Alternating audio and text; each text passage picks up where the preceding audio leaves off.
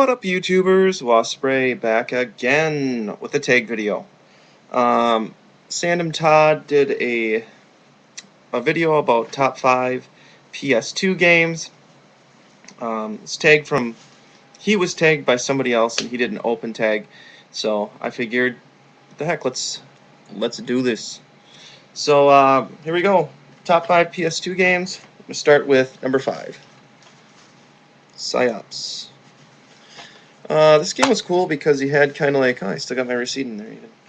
Um, it's not only just shooting, but you have magic basically. I mean, you can manipulate stuff with the Force.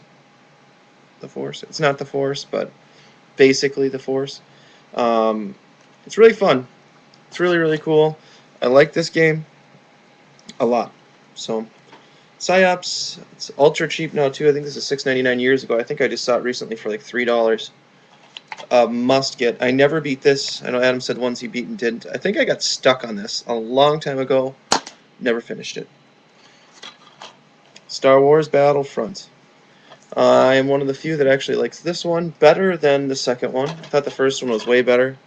Second one I just didn't. I did not like. Really fun game. Played a lot of this with a friend. No manual. It was cool when it came out because it was just a huge battle. You know, they count down how many guys there are, and you can die, and that's fine because you get to come back. It's just a different style of game. It's more casual, but at the same time, it's not really that casual of a game to play. But I liked it. I'm rambling. I'm making no sense. Try this. I'm sure most of you have played this. If you haven't, very fun Star Wars game.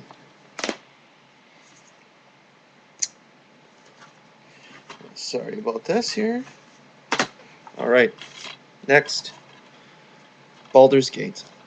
This game is awesome. I mean, it shows the characters. What do we got here? A barbarian, a cleric, a rogue, a monk, and a necromancer. Any game with a frickin' necromancer, first off, is awesome. This is like Diablo. Adam talked about a game similar to this. Champions of Norath, which I'll be touching on later. This is like Champions of Norath. It's like Diablo. It's kind of like Dragon Age 2 a little bit, and elements of this remind me of Borderlands as well. Basically, dungeon crawler, kill a bunch of guys, collect a ton of loot, upgrade your weapons. I absolutely love this game. I've beaten this game, I don't know how many times, a few, at least 3. I haven't beat it with everybody. I've beaten it with the monk, the rogue, and the necromancer. So, yeah, sweet game, a must get. Still a little bit spendy, but a great game. The first one is also okay, but there's only 3 characters to choose from. This one outshines the first one. Not that the first one isn't good, because the first one's a very good game too. Number 2 on my list. This is a game that I have, but I don't have my copy of it right now. I don't know where it is. I think actually it was borrowed to somebody, and I haven't looked through my PS2 games in a long time, so it's probably lost. I will go pick up another copy of this. Adam was kind of talking about not paying as close attention to PS2 collection, and I don't pay attention to my PS2 collection at all. You know, if something is missing out of my Sega CD stuff, or I borrowed a Genesis game, or even a Nintendo game to somebody, I would notice. But for some reason, PS2 just kind of falls off the radar. But anyways, number 2 is Time Splitters 2. That game, I love that game. It's cool because it's first-person shooter, which is fun. The characters are zany. The game does not take itself too seriously, but it's serious enough to be very, very fun and play it all the way through. And I've beaten that game multiple times too. The other cool thing in that game is, you go from basically laser guns and phasers and stuff like that all the way back to, Western-style weaponry. You travel all through time. The story is fun. The graphics look cool. Kind of cartoony, but cool. It's a great game. It's an amazing game. Story mode's fun. Capture the flag's even fun, and I usually don't like that. Highly, highly, highly recommend it. And I know it's super cheap, and I think I am going to go pick a copy up because I don't know where mine is.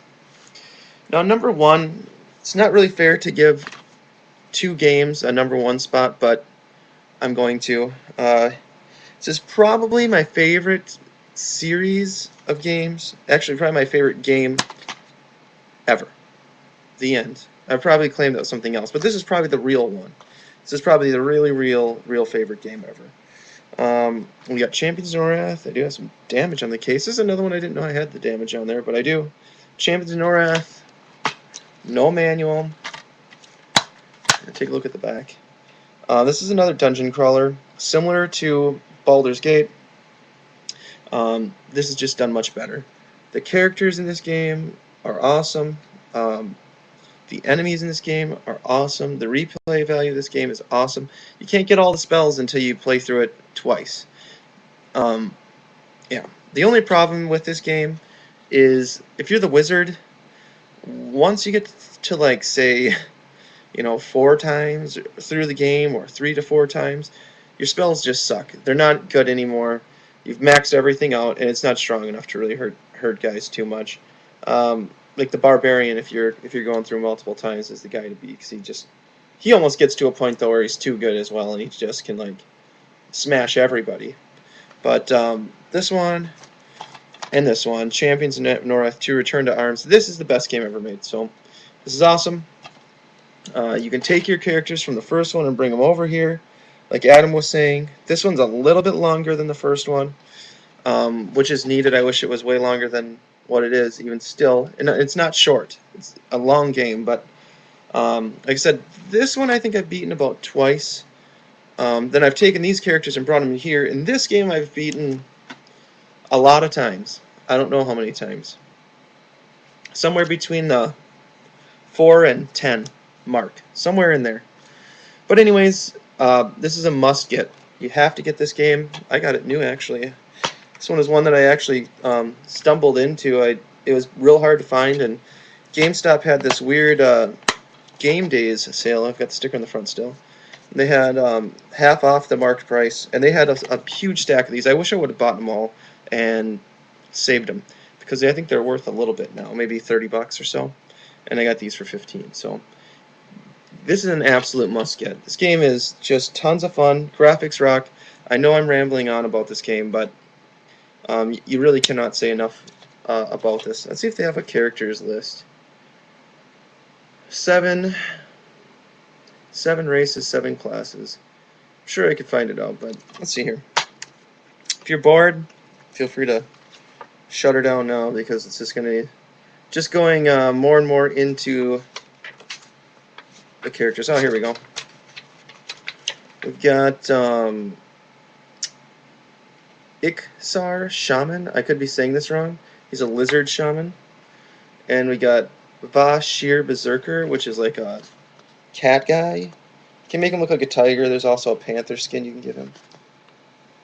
Okay, so there's those guys. There's stories about everybody too. Barbarian Warrior, Wood Elf Ranger, High Elf Cleric, which is like a paladin basically. Wood Elf Rangers is kind of like a elf, Endrite Wizard, which is basically a wizard, or you can make it a girl and be a sorceress. I don't know if there's technical differences between wizards and sorceress other than sex. If there is, apologize. I just called chick wizards sorceresses. And then a Dark Elf Shadow Knight, which is kind of a badass character too. It's kind of like a necromancer, not a frickin' techromancer. A necromancer that can fight. Pretty good character. The only problem is it's like, you don't know if you want to give all the achievement points and everything to the magic or the fighting, so it's kind of, you end up in middle ground, but very cool character, does the disease spells and dark magic like a necromancer would. But anyways, there's the super long response for you, Adam. I hope you enjoyed. I gotta tag some people, don't I? I don't really know who I'm gonna tag. Let's tag some people that I don't usually tag, but we'll tag one that I always tag. We're gonna tag 8-Bit Goomba. I haven't seen him around as much lately, but it is tradition for me to tag 8-Bit Goomba, so I will tag 8-Bit Goomba till the day I die. We're going to take Maximum RD if he has PS2 collection. I'm assuming he does. If you don't, sorry, but Rob Maximum RD. Who else should we tag here? Intellivision Dude. We'll tag him. And I think that's it. I think that'll wrap up my my tags. So I hope you guys all enjoyed. Feel free. It is an open tag from Sandom Todd, so anybody can really do the tag. So we'll talk to y'all later. Like I said, I hope you enjoyed. I'm rambling on. See ya.